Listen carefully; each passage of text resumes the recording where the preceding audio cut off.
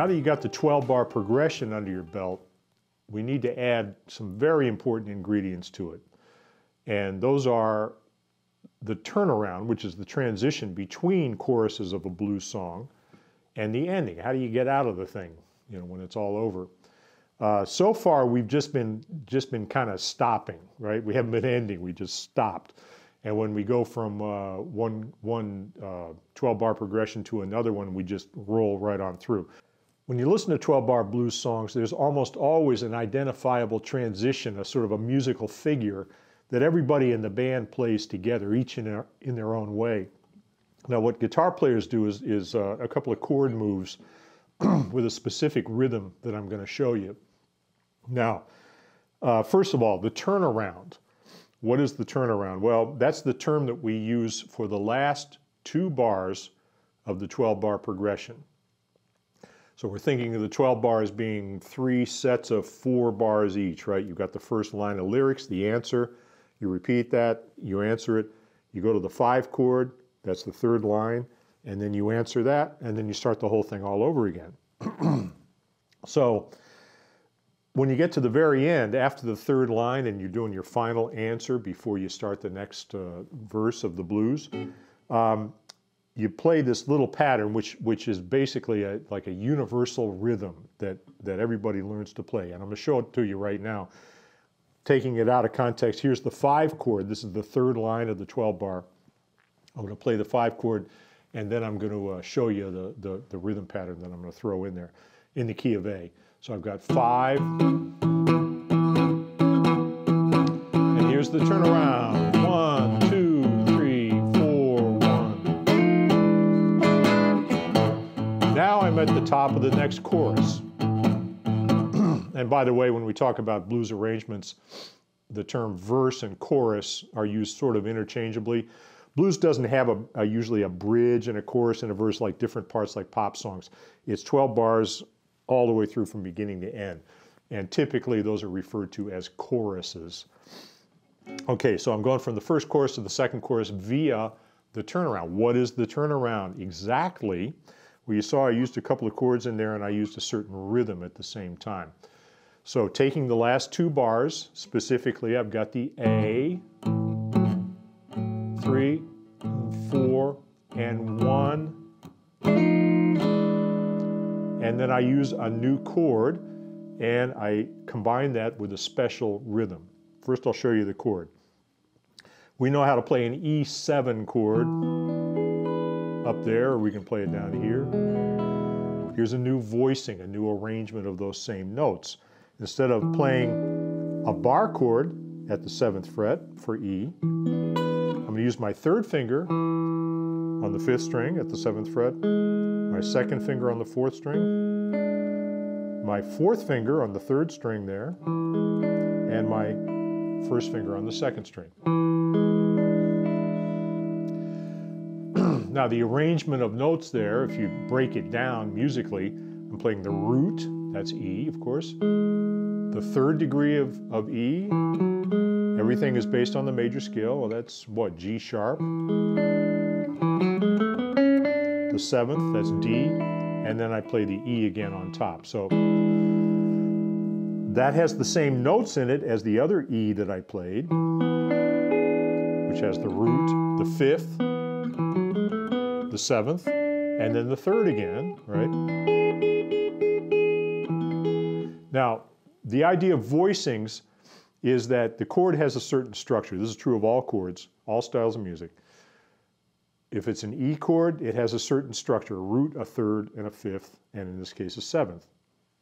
You can arrange those notes in any order, and it's still an E chord.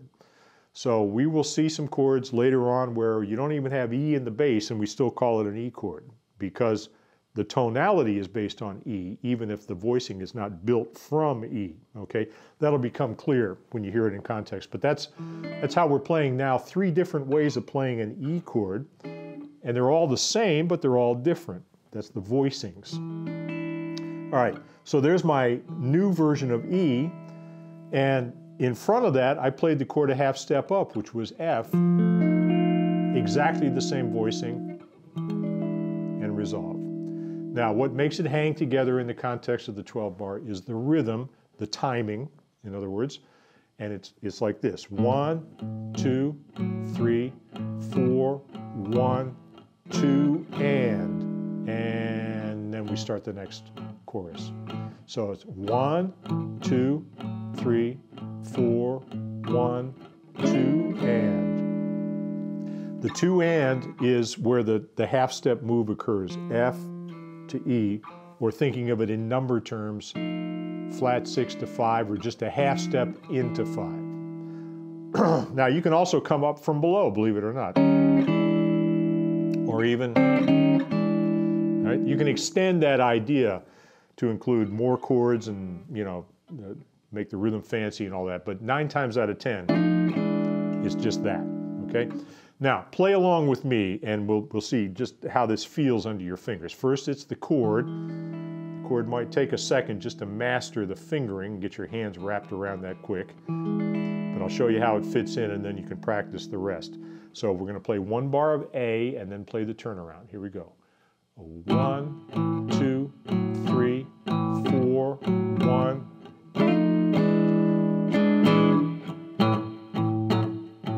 At the top of the next 12 bar progression, and so on. Now, at the end of the last bar there, I threw in a couple of extra strokes of the pick. What that does is finish the rhythmic idea of the turnaround. It just kind of fills that hole and it feels more musical. So in tempo,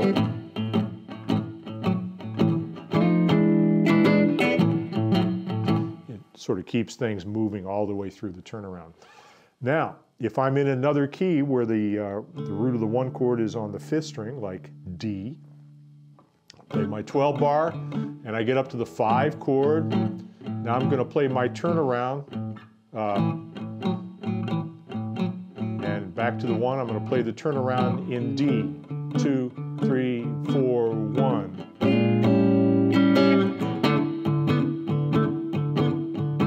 Okay, the idea is the same.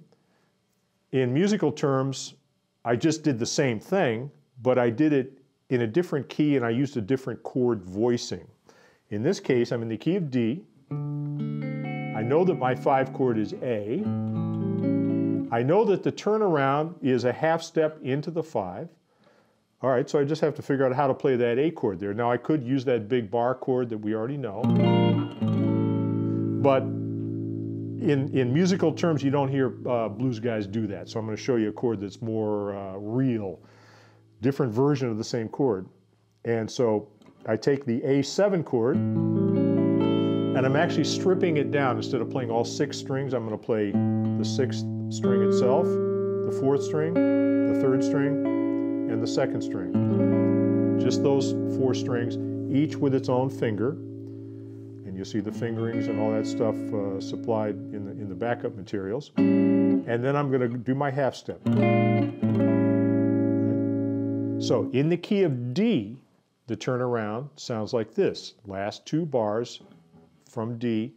1, 2, 3, 4, 1. Now I did that little, I kind of cheated and slid into that B flat chord. It's a stylistic thing again too. Just makes it sound a little bit more musical. 2, 3, 4, 1. And I'm back to the top and I keep playing in the key of D and the rest of the progression goes on as normal. So I know how to play a turnaround when the root of the key, the 1 chord is on the 6th string. I know how to play a turnaround when the 1 chord is on the 5th string. How do you end a blues? Well, you end it using the same rhythm, same identical rhythm, and in fact we're going to use the same chords, but we're just kind of using them in a slightly different context. So now I'm at the end of the blues, it's all over, the band is going to stop, singer gives the signal, going to take it out, and 5, here's the last part of the song. 1, 2, here's the ending. I used the same chord voicing that I just used in the key of D, but now I'm ending on the 1 chord. The turnaround goes to 5, the ending goes to 1. Think of it this way. 1 in musical terms, is home. It's where you go at the end of the day. You're done, you're resting, and I'm gonna go home, right? 1 is home. 5 is over there somewhere, right? When I go to 5, I'm basically saying, I'm not done yet. Let's keep going, right? So the turnaround says, let's do it again, right? But when you get to the ending, it's, we're done, we're out of here, all right? So turnaround goes to 5, ending goes to 1. Now, if I'm in the key of D, I get to my 5 chord, and I'm gonna end this song. And how did I do that? Well, I took my 7th chord voicing that I just learned, half step into the 1 chord. So 5, ending, and I'm done. Now let's play this with a rhythm track to hear what it sounds like with the bass and the drums. So I've got a rhythm track that has a turnaround rhythm built into it. And the drummer will go bang, bang on the drums, and the bass player will go bang, bang on the bass. You know, we all match together, so all the instruments come together on that rhythm. And then we're going to do the same thing on the ending. Now we'll do this in our test key of A, convenient key, but keep in mind that all 12 keys are fair game. So here we go, 12-bar blues. We're going to start with the boogie shuffle on the 1. When we get toward the end of the first chorus, turn around. End of the second chorus, ending, okay? Follow me.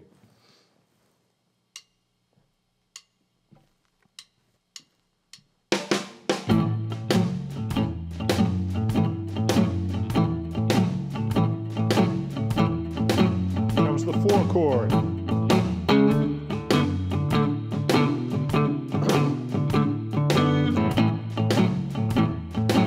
Comes the 5 chord.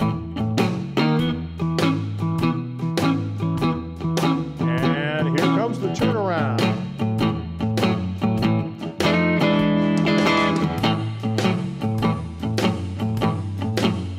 This is the second chorus now. 4 chord.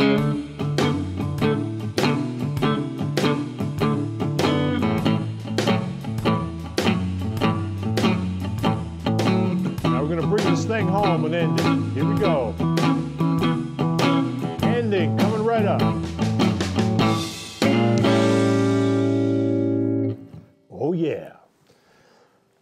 Feels very final when you hear that last accent played with the full band. Now sometimes the bass player will play right on through. They won't actually play the accent. Sometimes the drummer will do the same thing. It's a mix and match kind of thing. There's an improvisational quality to a lot of blues rhythm when you listen to recordings or you see bands live. It's not always by the book. That's what gives it a special quality. But everybody knows that part, everybody feels that part. You can choose to play it or not in a given circumstance. But we're going to play it all the time until further notice.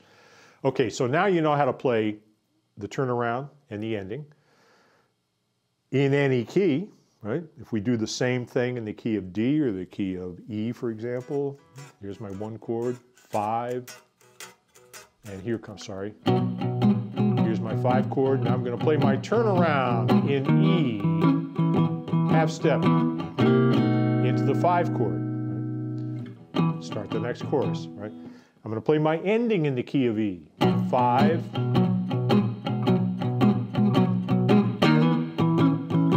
End it. Using my my new blues official dominant 7th chords there. So now we put kind of a wrapper on the whole thing. We know how to start it off, how to play the rhythm all the way through. We've got that turnaround transition and we've got the ending. We've really got the whole package figured out. There's more to add, of course, but practice that stuff. Especially important to understand 5 on the turnaround, 1 on the ending. Do not make the rookie mistake of ending a blues with the 5 chord. It's all wrong, and it will cause the rest of the band and the audience to cast mean glances in your direction. So end the song on the 1 chord using that rhythm. Okay, you got it? All right, see you next time.